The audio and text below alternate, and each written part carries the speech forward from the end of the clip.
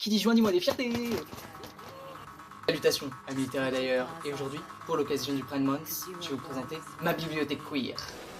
Salutations. On va commencer par Le Soleil et l'Étoile, une aventure de Nico D'Angelo, de Rick Riordan. Je pense qu'on le présente plus, mais Rick Riordan c'est lui qui a créé l'univers de Percy Jackson. C'est de la mythologie gréco-romaine, moderne, de manière un peu complètement barrée. Et donc là, c'est un spin-off qui est basé sur Nico, fils d'Hadès, et Will Solas, fils d'Apollon, qui ont une relation de longue date maintenant. C'est vraiment trop mignon. On lui lit les héros de l'Olympe, il va devoir retourner aux enfers pour réaliser une promesse que Percy n'a pas réalisée, et aussi pour affronter de vieux démons.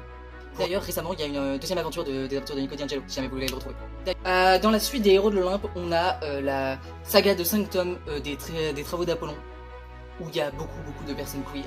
Et on va suivre donc Apollon, qui a été banni de sa déité par Zeus.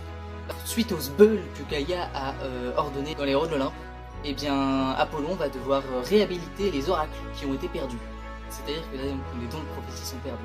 Si jamais vous en avez marre de la mythologie gréco-romaine et vous voulez voir d'autres choses, Rick Riordan vous propose dans la même vibe, dans la quête dans la mythologie nordique, avec l'un ou une des protagonistes qui est gender fluid. L'héritage des rois passeurs de Manon Fargeton, on y suit deux femmes fortes dans un monde imaginaire relié à la Terre, avec une conquête pour le trône, avec une quête de pouvoir mystérieux, d'histoire oubliée, et aussi avec une organisation de mages sexistes et misogynes. On a Les Faucons de Ravera de Melissa Caruso. On y suit des personnes qui naissent avec des pouvoirs et qui peuvent être exploitées pour ça.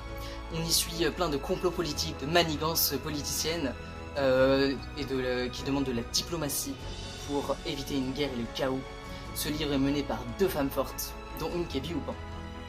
Et il y a des personnes non binaires aussi dans le tome 3. C'est pas vraiment un de mes livres, mais j'ai envie d'en parler. Prévisionnel, une comptable dans l'espace, de Naël Legrand.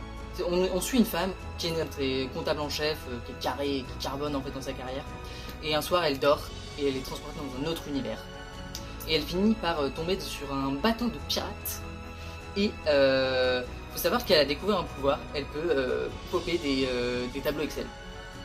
Et donc elle va tout faire pour être entrée dans les grâces de la chef du bateau pirate. Et l'ordre, c'est pas trop ça en fait sur un bateau. Et bien elle va tout faire pour essayer de remonter la barre en gérant la trésorerie. L'ordre, du coup on est sur une romantaise lesbienne. Là on est plutôt sur une wishlist, une très envie de m'acheter ça depuis que je suis tombé dessus. C'est le bureau de contrôle des imaginaires de Flavie Firm. Je suis désolé si je prononce mal. L'autrice annonce qu'il y a des personnages queer dedans. Et on y suit l'histoire d'une jeune héroïne qui justement contrôle et flique les auteurs illégaux qui écrivent sans nos autorisations. Parce que dans cet univers-là, tout ce qu'on écrit se réalise.